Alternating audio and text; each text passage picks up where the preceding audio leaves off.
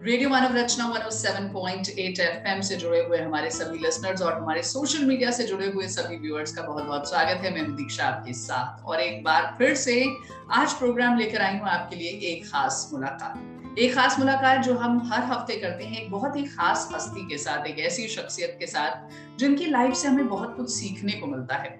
कभी इसमें कोई पद्मश्री अवार्डी होते हैं तो कभी स्पोर्ट्स पर्सनालिटी होती है जो ओलंपिक्स खेल कर आए होते हैं, देश की शान बढ़ाई होती है।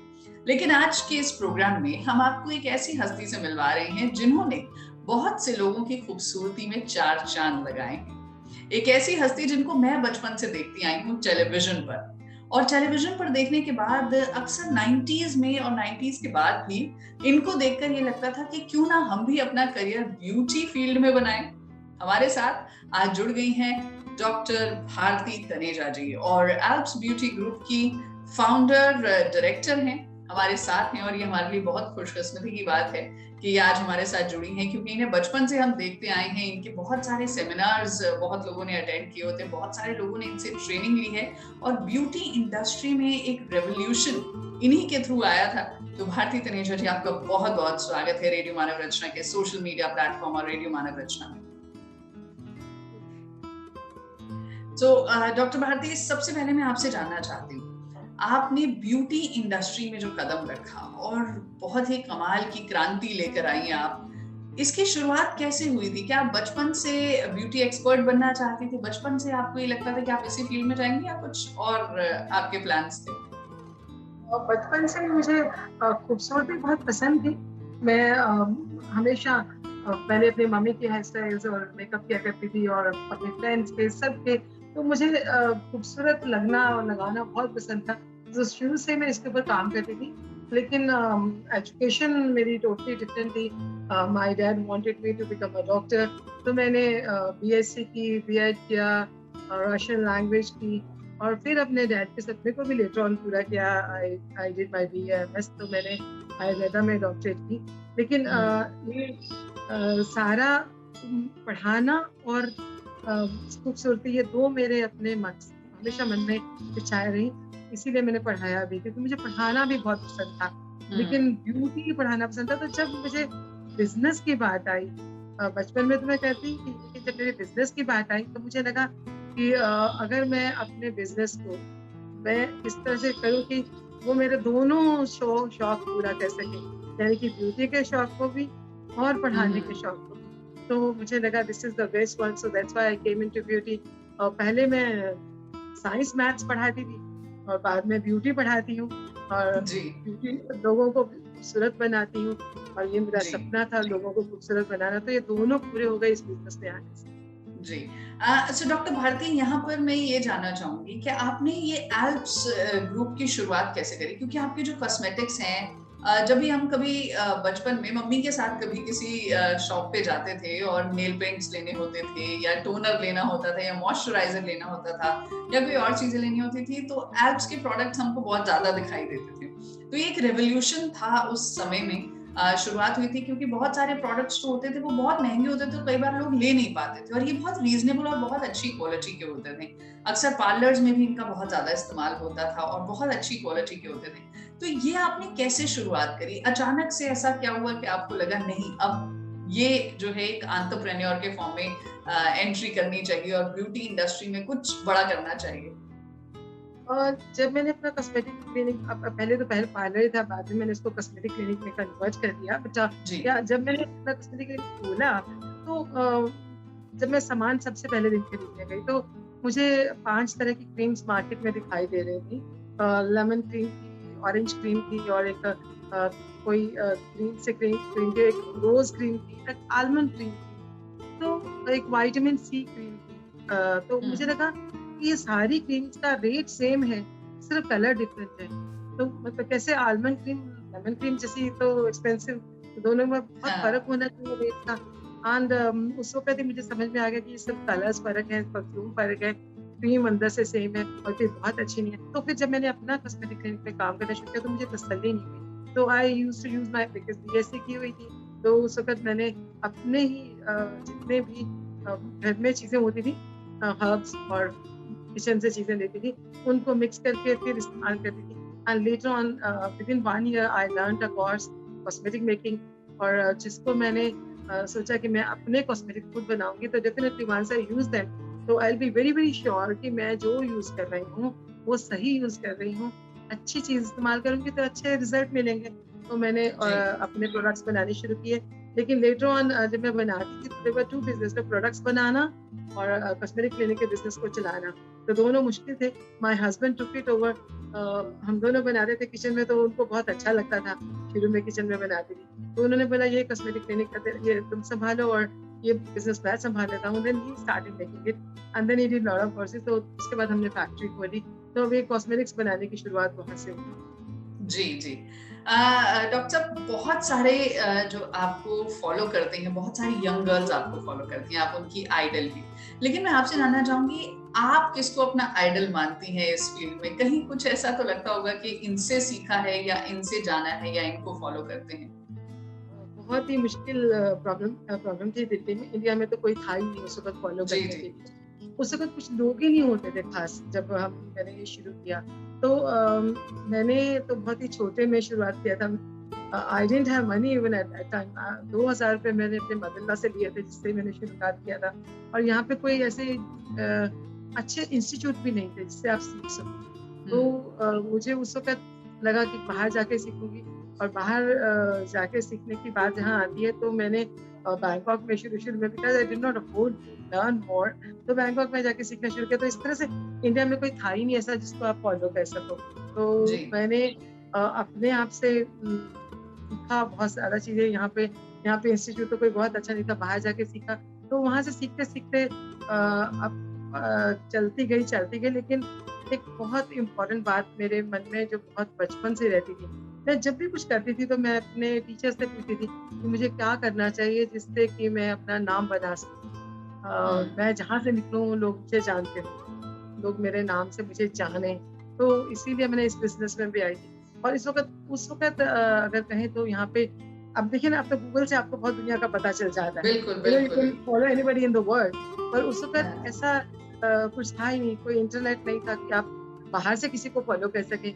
और इंडिया में और हमारे यहाँ ऐसे मैगजीन्स भी नहीं होते थे जो बाहर से लोगों को, अगर मैं सोचती कि मैं किसी अब्रॉड से किसी को फॉलो कर सकूं, तो कोई था ही नहीं। और इंडिया में कोई उस वक्त था नहीं, तो उस वक्त फॉलो करने का तो कोई मतलब था नहीं। हाँ, अपना नाम बनाने का जरूर मकसद मेरा रहा।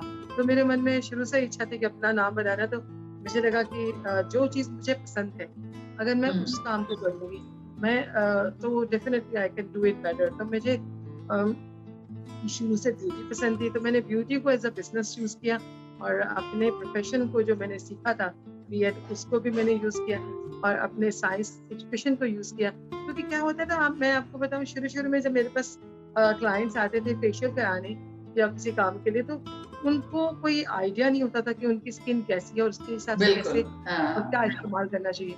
And I belong to science background, तो मुझे लगता था जब तक मैंने किसी का फेशियल किया है उसकी स्किन को खूबसूरत करने के लिए, तो जब तक मैं उसको इंटरनली एक्सटर्नली पूरी तरह से खूबसूरत नहीं बनाऊंगी, कोई कॉस्मेटिक्स उनके स्किन के अनुसार इस्तेमाल नहीं करूंगी, तो कैसे किसी को खूबसूरत बना सकती। So I started taking medical history. I used my science. I used my later I did my BMS. तो उसको भी मैंने इस्तेमाल किया।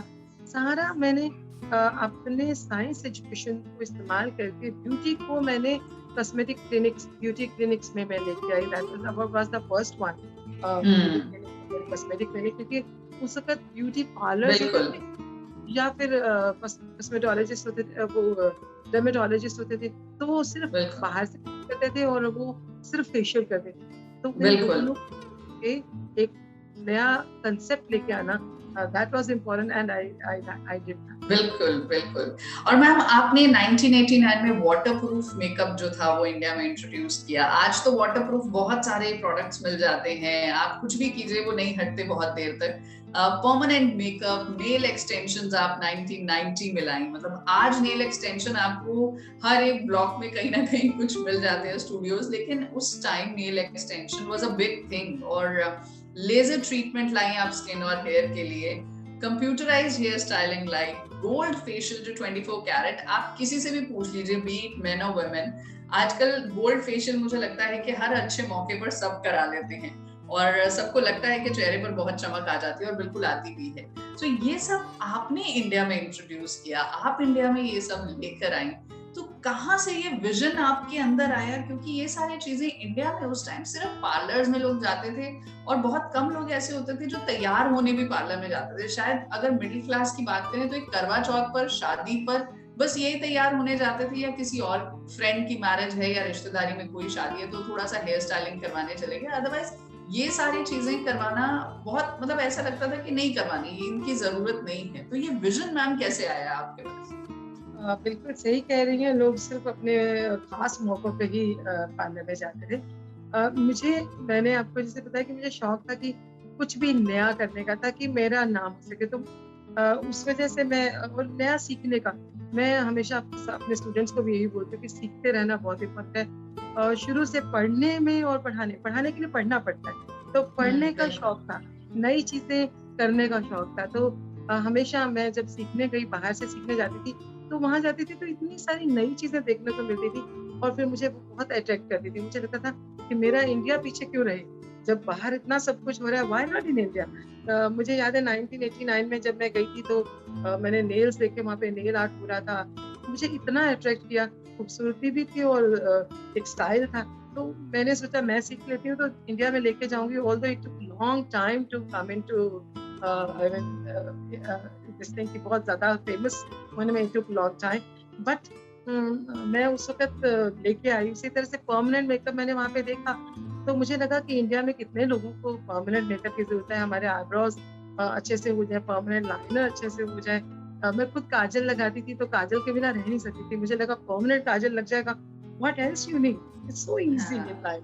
तो मैंने और फिर ल्यूका जमा के पैचेस को कलर करना सीखा, क्योंकि सफेद दाग जो है कोई बीमारी नहीं है, लेकिन खूबसूरती को वो खराब करते हैं, और बहुत लोगों को जॉब नहीं मिलती, बहुत लोगों को शादियां नहीं हो पाती। सो आई थॉट कि permanent makeup will definitely help lot many people जिनके कैंसर है, उनके आईब्रोज चले जाते हैं, लैशेस चली जाती हैं, उनको हेल्प कर पाएगा। तो मुझे इन सबको, मेरी जो सोच थी कि इन सबको मैं हेल्प कर पाऊँ जिंदगी में। लेजर मैं इसलिए लाई कि मैंने वहाँ पे देखा कि लेजर से कितने स्किन ट्रीटमेंट हो जाते हैं, you can just remove your scars, you can make anybody look younger, कितने सारे wrinkles खत्म हो जाते हैं। जब मैंने ये सब कुछ वहाँ बाहर देखा, तो मुझे लगा why not in India। तो मैं हर चीज जो बाहर देखती थी, मुझे लगता था मेरे देश में भी सब कुछ होना चाहिए। तो मुझे एकदम मन में आता था कि let me bring everything to India. तो मैं हर चीज नई जो देखती थी वो इंडिया में ले आती थी। इसीलिए मैंने इतनी सारी चीजें इंट्रोड्यूस की, ताकि मेरे इंडिया का भी उतना ही नाम हो जितना बाहर के देशों में। बिल्कुल बिल्कुल, और आज ये नाम हो भी रहा है, और इसकी शुरुआत आप ही ने करी और बहुत सारे लोगों ने आपको फॉलो किया है।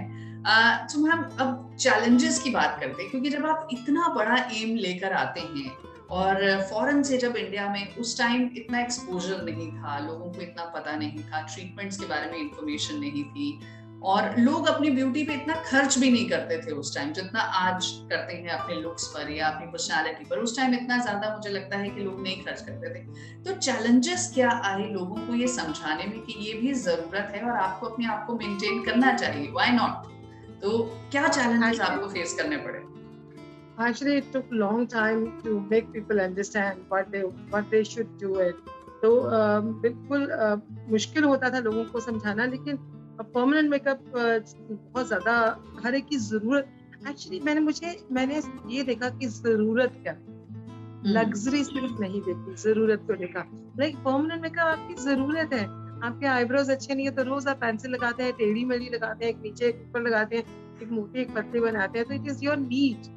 आई लाइनर आप खुद लगा नहीं पाते, काजल आप रोज लगाते हैं, स्मच हो जाता है। जैसे कि मैंने बताया ल्यूकोडर्मा पैचेस को कवर करना एक जरूरत थी। मेरे पास बहुत सारे लोग आते थे जिनकी शादी नहीं हो पाती थी, तो वो उनकी जरूरत थी।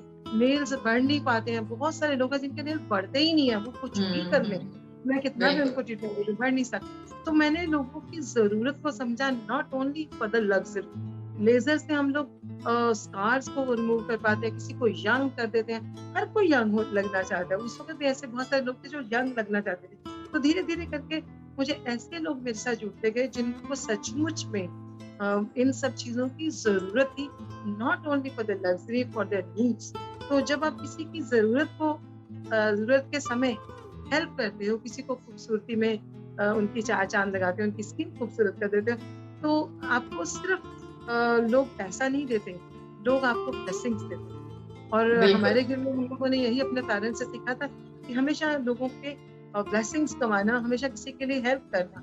तो मुझे लगा कि मैं जो काम कर रही हूँ वो लोगों की हेल्प के लिए कर रही हूँ, ना कि पैसे के लिए। So that was the main M for this. तो इसी से मुझे बहुत फायदा हुआ कि दुनिया में, पूरे इंडिया में लोग दूर दूर से मेरे पास काम कराने आते थे, स्किन का काम कराने, हेयर का काम कराने, परमानेंट मेकअप कराने, ये सब काम कराने आते थे और सीखने भी आने लगे दूर दूर से, इंडिया ही अब्रॉड से भी लोग सीखने आने लगे। तो मैं अपने स्टूडेंट्स को भी यही सिखाती हूँ कि we all work for blessings.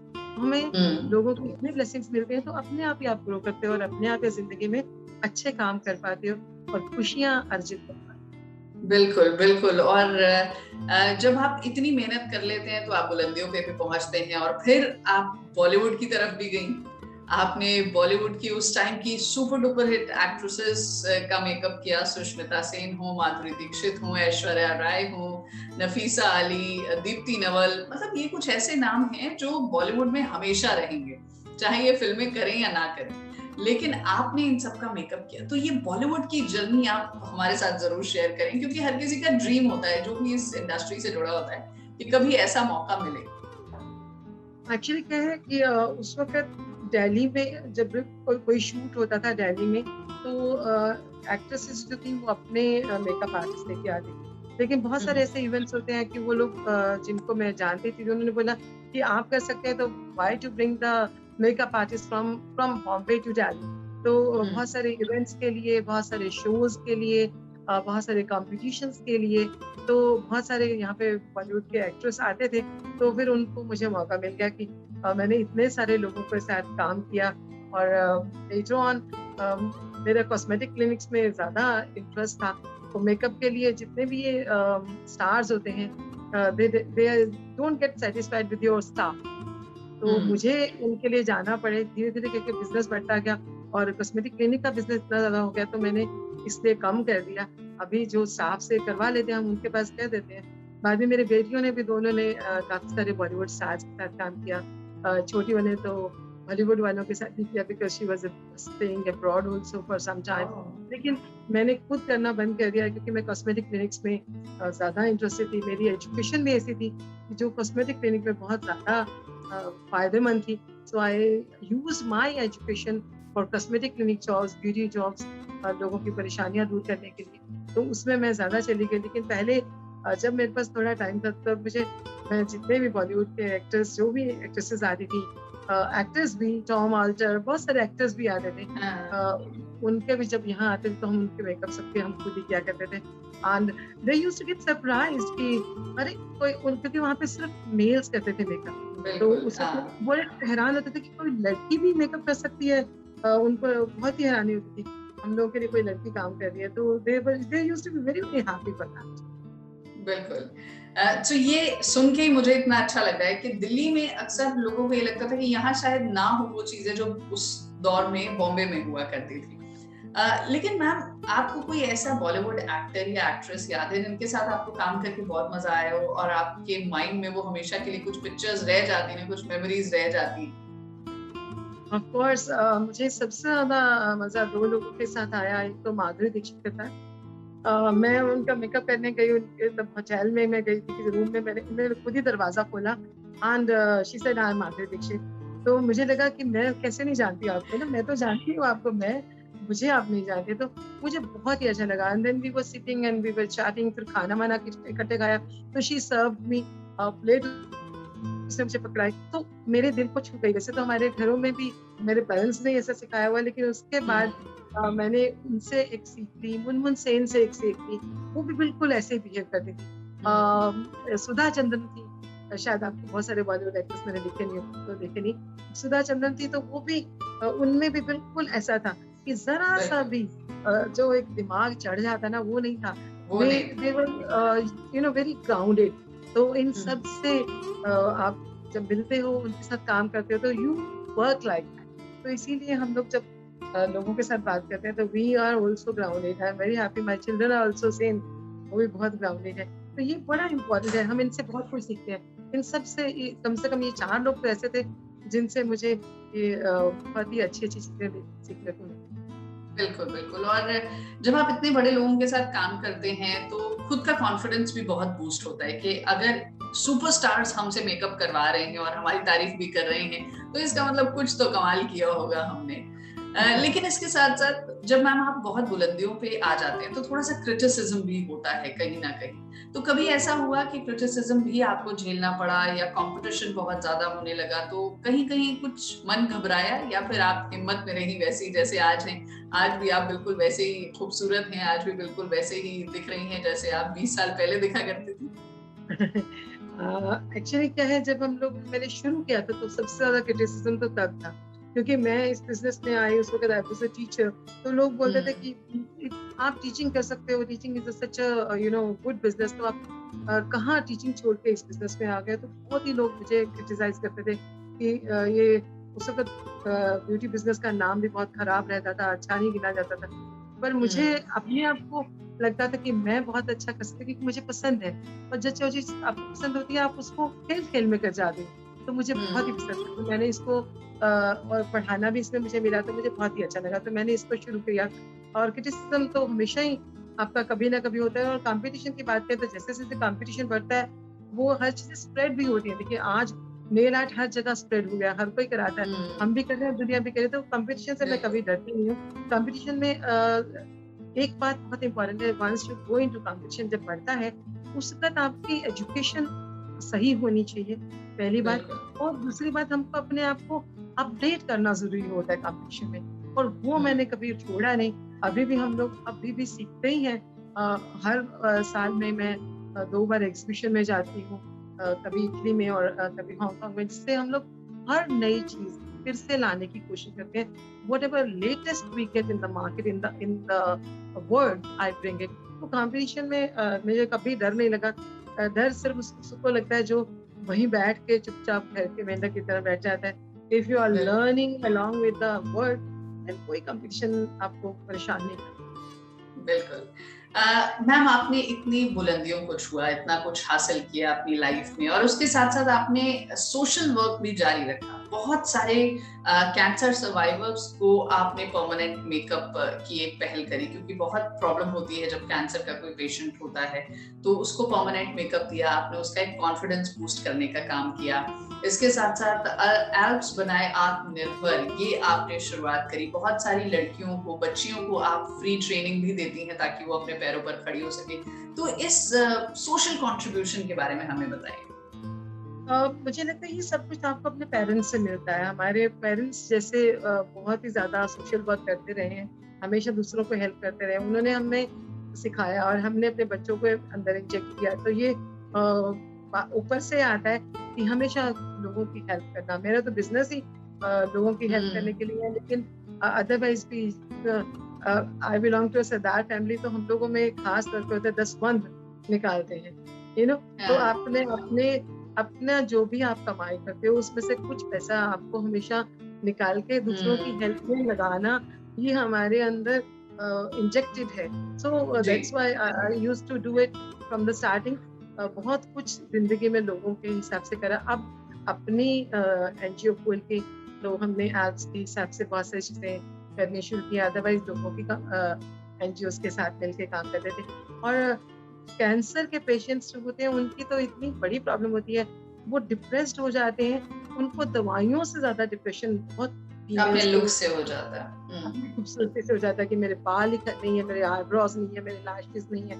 तो वो उनकी डिप्रेशन से उनको निकाल के जब हम लेके आते हैं, you can not imagine how they happy they are, और कितनी आपको दुआएं देते हैं। और इतने बच्चे झुग्गी झोंपड़ी से जब हम बच्चों को पढ़ाने शुरू करते हैं, उस दिन उनका कॉन्फिडेंस, और जब वो कोर्स करने के बाद जो कॉन्फिडेंस होता है, वो जब कॉन्फिडेंस में डिप्रेस देखते हैं तो मन एकदम खुश हो जाता है उनके साथ हेल्प करके। और अभी जो एल्प्स बनाए आत्मनिर्भर में, क्योंकि कोरोना का समय था, तो बहुत लोगों की जॉब्स नहीं थी, बहुत लोगों के पास पैसा नहीं है, बहुत लोगों के बिजनेस खत्म हो गए।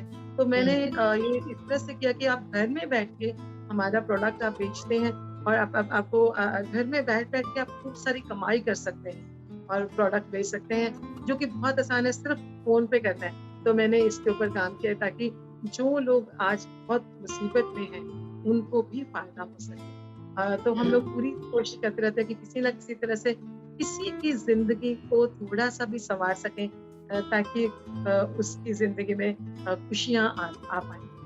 जी, बिल्कुल।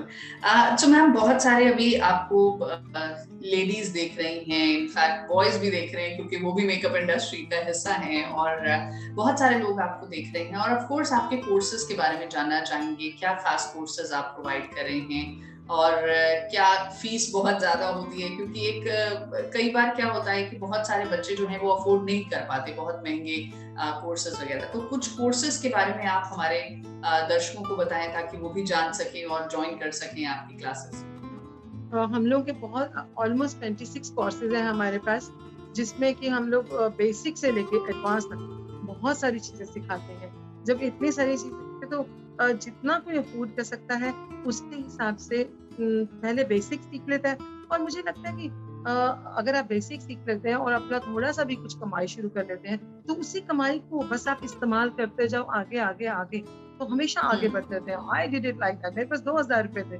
तो मैंने उससे शुरू किया, लेकिन जो कुछ कमाया अपने बिज़नेस में लगाया। और पढ़ाई पे लगाया। तो हमेशा मैं यही सिखाती थी कि आप कोर्सेज़ कीजिए।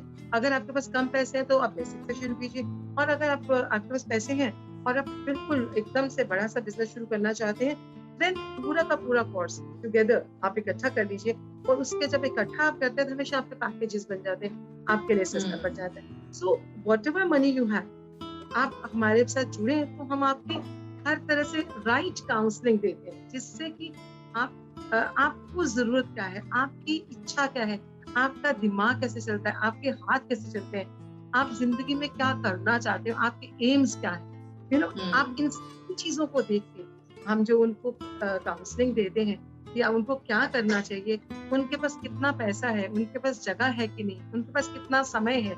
आप कोई जॉब कर रहे हैं तो आप सुबह शाम कर सकते हैं या सैटरडे कर सकते हैं। तो we take care of the client in such a way कि उसकी पूरी ज़रूरतों को देखने के बाद हम उनके उनके लिए सजेशंस देते हैं, राइट सजेशन देते हैं, ताकि उनके उसी पैसे में, उसी समय में उनकी ज़रूरतों के अनुसार वो आगे बढ़ सकें।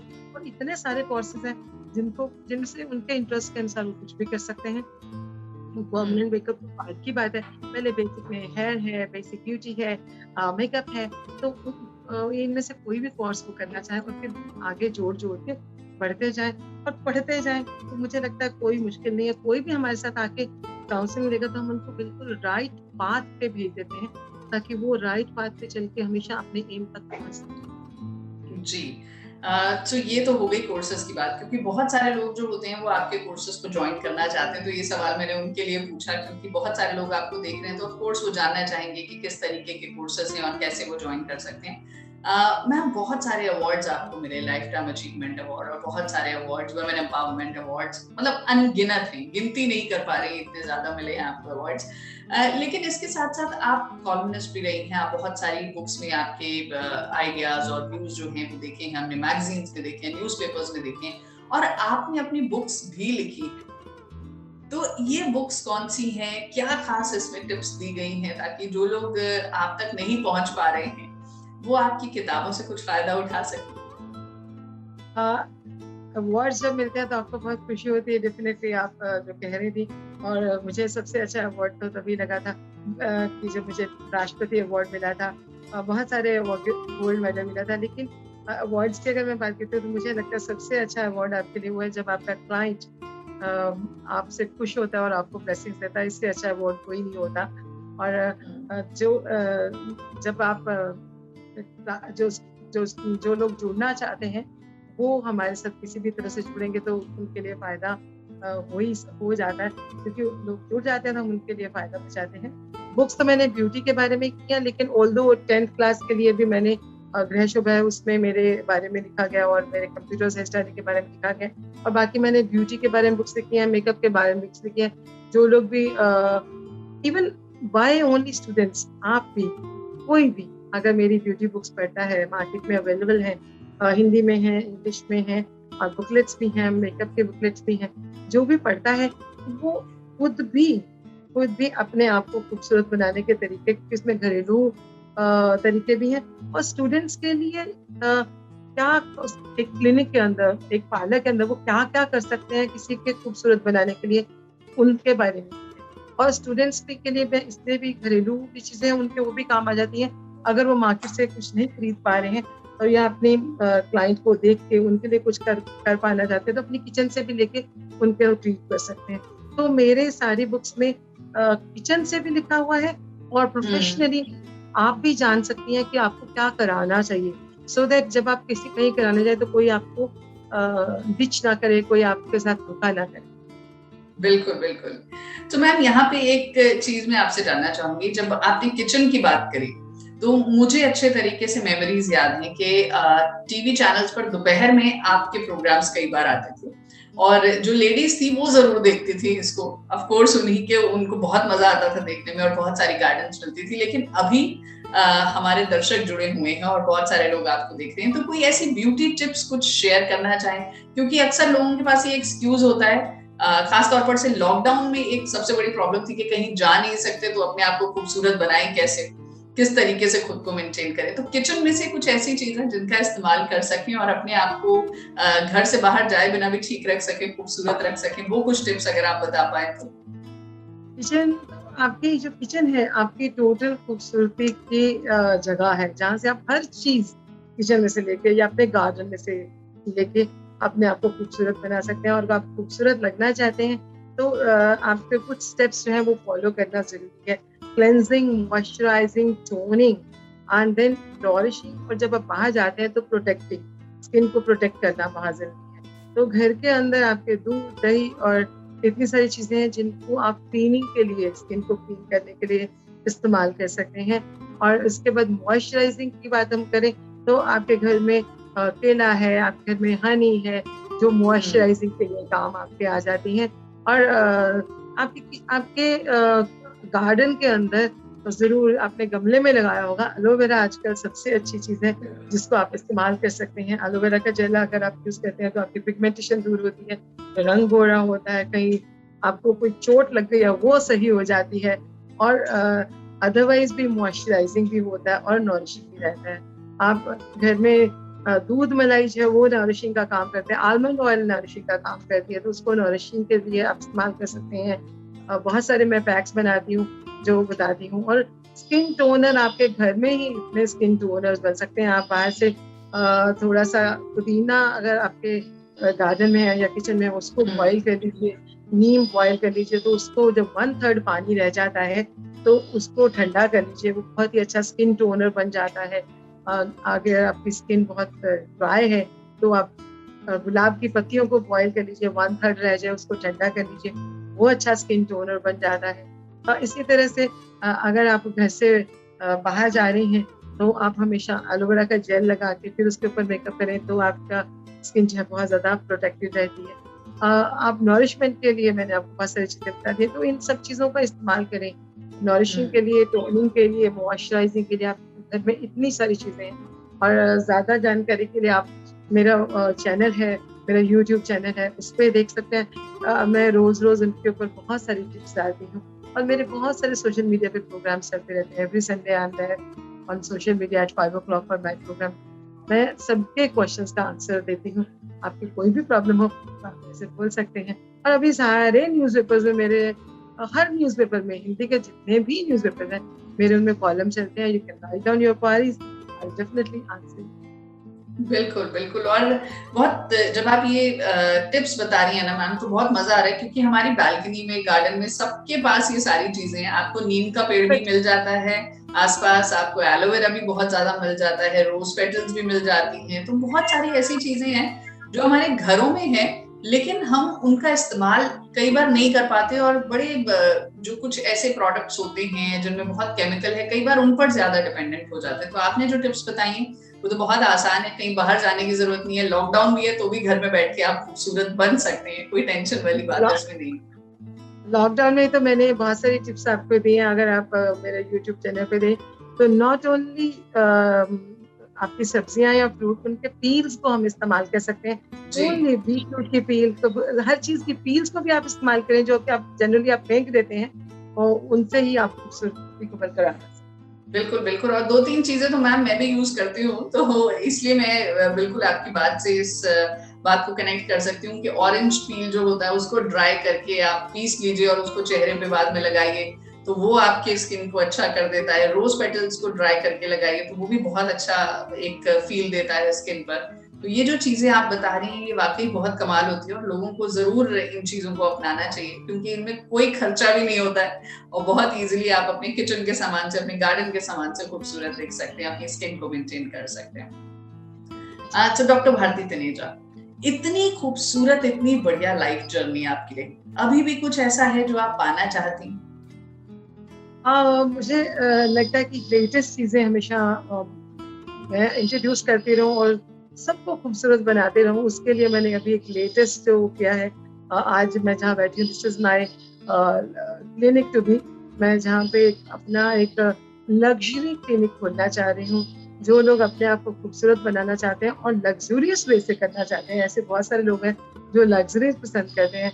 आजकल खूबसूरत रहना यानी अपनी स्किन को बहुत टाइट रखना, अपने हर फीचर को खूबसूरत बनाने के लिए लोग चाहते हैं स्किन लिफ्टिंग चाहते हैं, फिलर्स हैं, प्रोडक्ट्स हैं, लेटेस्ट इतनी सारी चीजें हैं, लेजर्स हैं, कार्बन पील है, जिसमें बहुत सारी मशीन्स का इस्तेमाल होता है।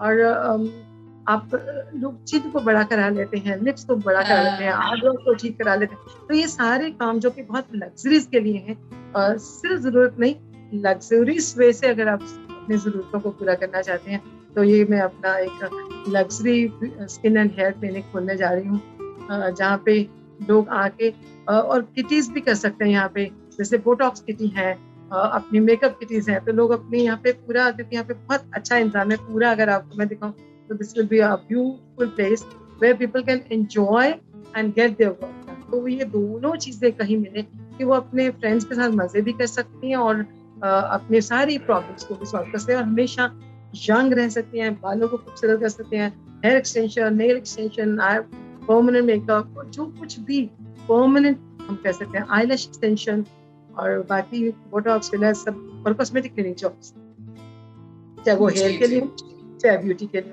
वो सब करने जा रहे हैं। तो जो लोग बहुत ही ज्यादा इस तरह से रहना चाहते हैं या और खूबसूरत रहना चाहते हैं, खुद को पैम्पर करना चाहते हैं, बिल्कुल तो उनके लिए है। साथ में एंजॉय भी करना चाहते हैं, they can come to this place. बिल्कुल बिल्कुल। तो डॉक्टर भारती तनेजा, बहुत सी बातें आपके साथ शेयर करी और आपकी लाइफ जर्नी, किस तरीके से आपने एल्प्स ग्रुप की शुरुआत करी, एल्प्स कॉस्मेटिक्स की, और इतने खूबसूरत तरीके से आपने लोगों की जिंदगियां खूबसूरत बनाई हैं, कितने सारी यंग गर्ल्स को आपने करियर दिया है, कितनी सारी लेडीज की खूबसूरती बढ़ाई है और कितने सारे लोगों की लाइफ को बदला है, बेहतर बनाया है, ये आज हमने आपसे जाना है। चलते चलते मैं चाहूंगी कि आप कोई एक मैसेज दें उन सभी के लिए जो आपको देख रहे हैं और ब्यूटी फील्ड में आना चाहते हैं, अपना करियर बनाना चाहते हैं, एक छोटा सा मैसेज। स्टूडेंट्स को मैं बोलती हूँ कि वो पहली बात तो राइट कोर्स चुने कि उनको क्या करना है, वो बहुत जरूरी है कि वो जिंदगी में करना क्या चाहते हैं और करें वो जो जिसमें उनका इंटरेस्ट। उसके बाद अच्छे इंस्टीट्यूट से सीखें जहाँ ठीक से प्रैक्टिकली थ्योरेटिकली दोनों तरह से पढ़ाया जाता हो, ये बहुत जरूरी है, क्योंकि अगर ठीक सीखेंगे नहीं तो ठीक काम करेंगे। उसके बाद उससे भी ज्यादा ये है कि जब वो चाहे वो छोटा कोर्स कर ले, पहले जितना उनके पास समय, पैसा, सब कुछ है, बाद में सीखते जाएं और आप बड़ा भी कर ले तो सीखते रहें। अगर आप अपने आप को अपडेट रखेंगे, हमेशा संसार के अनुसार बढ़ाते रहेंगे अपने काम को, सीखना कभी बंद नहीं करना, मरते दम तक सीखना जरूरी है। तो अगर आप सीखते रहेंगे, आगे बढ़ते रहेंगे, तो कोई दुनिया में आपको रोक नहीं सकता है। और हार्ड वर्क करना, और एक चीज और बहुत इंपॉर्टेंट है मैं बोलना चाहती हूँ, specially for the students, honesty से काम करना सीखें, ये बहुत जरूरी है। किसी को धोखा तो कोई आपके लिए हमेशा के लिए आपके पास नहीं आएगा। तो ऑनेस्टली काम करें, अपनी जिंदगी में अच्छा काम करें, हार्ड वर्क से, बहुत ज्यादा ध्यान से, लोगों के बारे में सोचें, अपने बारे में सिर्फ नहीं। सिर्फ पैसा कमाना आपका एम कभी नहीं होना चाहिए, लोगों की हेल्प करना अगर आपका एम रहेगा तो आप हमेशा बहुत अच्छा काम करेंगे। और फिर सीखते सीखते आगे आगे बढ़ते जाए और हमेशा ग्राउंडेड रहे। क्या बात है, वाकई ऑनेस्टी से काम कीजिए, हार्डवर्क से काम कीजिए, क्योंकि ब्यूटी इंडस्ट्री में अगर आप ऑनेस्ट हैं तो आपका ट्रस्ट बहुत ज्यादा बन जाता है, और फिर वो जो एक क्लाइंटेल होता है वो बहुत कमाल का बनता है, वो बरसों बरसों के लिए होता है। तो doctor Bharti Taneja, thank you so much. आज आपने एक खास मुलाकात में हमसे बहुत ही खास मुलाकात करी, और बहुत सारे हमारे जो सवालों के जवाब दिए आपने, और अपनी जर्नी हमारे साथ शेयर करी। आपको बहुत से लोग आइडल मानते हैं, उनके साथ आज आप रूबरू हो रही हैं। बहुत बहुत शुक्रिया रेडियो मानव रचना 107.8 FM की एक खास मुलाकात के साथ जुड़ने के लिए। Thank you so much, it was nice talking. तो आज के इस एक खास मुलाकात में बस इतना ही। अगले हफ्ते फिर से होगी मुलाकात एक नई हस्ती के कुछ खास सक्सेस फॉर्मूलाज के साथ। तब तक के लिए take care, bye bye, sayonara. This is Diksha signing of.